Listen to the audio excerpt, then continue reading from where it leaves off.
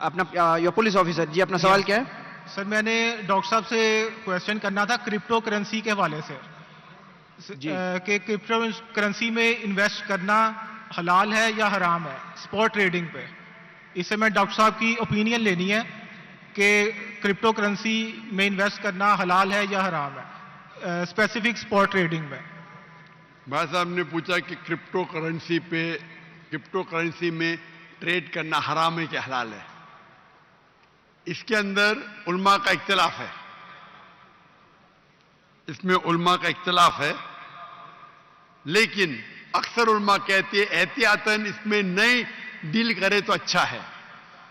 Crypto currency चाहे bitcoin हो, तो अक्सर उलमा कहते हैं कि कोई उलमा ने ये नहीं कहा कि हराम है, लेकिन क्योंकि इख्तिलाफ है और हमें पता नहीं एक्चुअली कितना ये करेक्ट है, इसीलिए उलमा कहते हैं कि एहतियात लीजिए।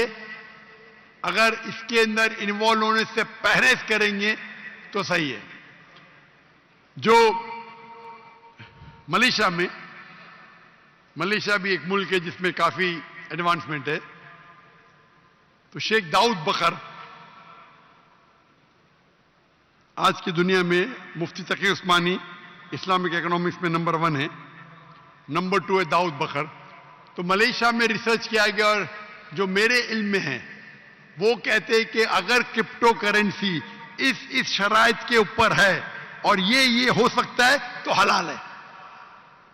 ये शेख दाऊद बकर ने फतवा दिया है, बाकी लोग का इख्तिलाफ है। लास्ट जब मैंने बात की थी मुफ्ती तकी उस्मानी से, जब वो मलेशिया आए थे तकरीबन 1.5 या 2 साल पहले, तो उनने भी ये कहा था कि अभी मुझे पता नहीं क्योंकि तहकीक हो रही है तो फतवे चेंज हो सकते हैं। जी सर। तो उन्होंने मुझसे कहा था कि अभी तक इस पे एडवांसमेंट नहीं हो सका तो परहेज करना बेहतर है। और अक्सर उलमा ये कहते हैं, जो मेरे इल्म में है, शेख दाऊद बकर जो मलेशिया के हैं, उन्होंने चंद साल पहले कहा था कि कुछ शराइत जो शरिया के पूरे होते हैं तो ये हलाल हो सकता है, लेकिन अक्सर उलमा कहते हैं कि ये डाउट है, इससे परहेज करे तो बेटर है। Hope the answer the question.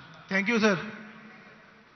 मर्दों की तरफ से अगर कोई सवाल पूछना चाहता है तो प्लीज सामने आए और अपना नाम बताएं। जी अस्सलाम वालेकुम। वालेकुम अस्सलाम वरहमतुल्लाह। मेरा नाम नदीम नजीर है। नदीम नजीर है जी। आपका पेशा क्या है? और मैं पेशे से एक अकाउंटेंट हूं जी। आपका सवाल? तालिब इल्म हूं। आपने जाकिर नागे साहब ने बहुत अच्छे तरीके से पहले बयान किया कि वो अपने कॉलेज में स्कूल में बाइबल भी सिखाते हैं बच्चों को। मेरे पास 2 आयात हैं, मैं सिर्फ उनसे कहूंगा कि वो इसकी तफसीर बयान कर दें ताकि जो हम क्रिश्चियन हैं, हमारे कीदे के मुताबिक यसु मसीह जो है वो खुदा के बेटे हैं। आप तो क्रिश्चियन हैं? यस, मैं क्रिश्चियन हूं। अच्छा, आपने वजाहत नहीं की थी पहले। अच्छा, क्या सवाल है आपका? मेरा क्वेश्चन ये है कि बाइबल मुकद्दस के अंदर कुछ जी वो आप जो रेफरेंस दे रहे हैं, रेफरेंस पढ़ें जी।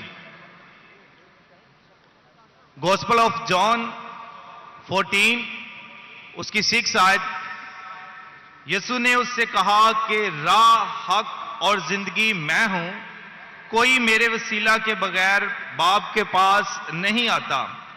अगर तुमने मुझे जाना होता तो मेरे बाप को भी जानते, अब उसे जानते हो और देख लिया है। फिलिप्पस ने उससे कहा, ऐ खुदावन, बाप को हमें दिखा, यही हमें काफी है। यसु ने उससे कहा, ऐ फिलिप्पस, मैं इतनी मुद्दत से तुम्हारे साथ हूं, क्या तू मुझे नहीं जानता? जिसने मुझे देखा उसने बाप को देखा। तू क्यों कर कहता है कि बाप को हमें दिखा? क्या तू यकीन नहीं करता कि मैं बाप में हूं और बाप मुझ में है? ये बातें जो मैं तुमसे कहता हूं अपनी तरफ से नहीं कहता, लेकिन बाप मुझ में रहकर अपने काम करता है। मेरा यकीन करो कि मैं बाप में हूं और बाप मुझ में, नहीं तो मेरे कामों ही के सबब से मेरा यकीन करो। मैं तुमसे सच कहता हूं कि जो मुझ पर ईमान रखता है, ये काम जो मैं करता हूं वो भी करेगा, बल्कि इससे बड़े बड़े काम भी करेगा, क्योंकि मैं बाप के पास जाता हूं और जो कुछ तुम मेरे नाम से चाहोगे मैं वही करूंगा, تاکہ باپ بیٹے میں جلال پائے. یہ آپ کا سوال.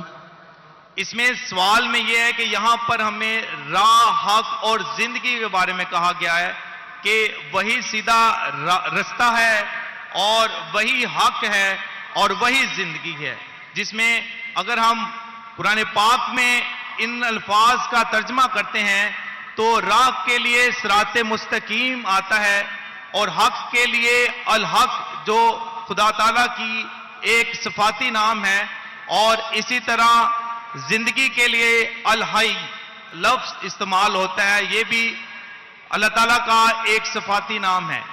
تو ہمارے کرسچنز کے مطابق جیزس جو ہے وہ سن آف گوڈ ہے، نہ کہ وہ جنے ہوئے ہیں بلکہ وہ خدا کا کلمہ ہے، جس طریقے سے قرآن پاک میں لکھا ہے کہ وہ کلمۃ اللہ ہے اور روح اللہ ہے. تو میں ڈاکٹر صاحب سے التماس کروں گا کہ کائنڈلی اس آیت کے بارے میں تھوڑی سی تفسیر بتائے کہ جہاں پہ لکھا ہے کہ یسوع نے کہا کہ میں راہ، حق اور زندگی ہوں، اور یسوع مسیح نے کہا کہ جس نے مجھے دیکھا اس نے باپ کو دیکھا. شکریہ. بھائی صاحب نے سوال کیا ہے اور بائبل کو اردو میں کوٹ کیا ہے. میں نے بائبل انگریزی میں پڑھی تو میں سمجھ گیا کیا بول رہے ہو. انہوں نے کوٹ کیا gospel of John chapter number 14 verse number 6. I am the way, the truth and the life. No man cometh unto my Father but through me. Yes. Gospel of John chapter number 14 verse number 6. بالکل سر. لیکن آپ کو شروع کرنا چاہیے verse number 1 سے context. اس کے اندر میرا چیلنج کیا تھا؟ میرا چیلنج یہ تھا کہ آپ بائبل میں سے ایک ورس دکھائیے جس میں عیسیٰ علیہ السلام خود فرماتے کہ میں خدا ہوں یا میری عبادت کرو. یہ چیلنج میٹ نہیں ہوتا ہے، پھر بھی میں جواب دوں گا. یہ اس میں انیکویوکلی مطلب وداؤٹ ڈاؤٹ یہ چیلنج تو میٹ نہیں ہوتا ہے، پھر بھی میں جواب دوں گا. آپ نے کہا یہ جو I am the way, the truth and the life, no man cometh unto my Father but through me. میں یہ انگلش ہے، یس سر. یہ اردو میں ترجمہ ذرا اتنا فلوئنٹ نہیں ہوں، انگریزی میں فٹافٹ کوٹ کر سکتا ہوں. I am the way, the truth and the life. میں رہا ہوں، میں حق ہوں اور میں راستہ ہوں. یس. کوئی بھی شخص میرے طرف نہیں آ سکتا ہے.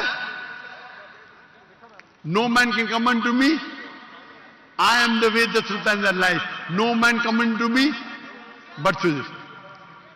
تو یہ پوچھ رہے ہیں کہ اس کے معنی چھپی ہوئی معنی ہے کہ عیسیٰ علیہ السلام خدا. جب عیسیٰ علیہ السلام کہتے میں راہ ہوں، میں حق ہوں، تو میں خدا ہوں.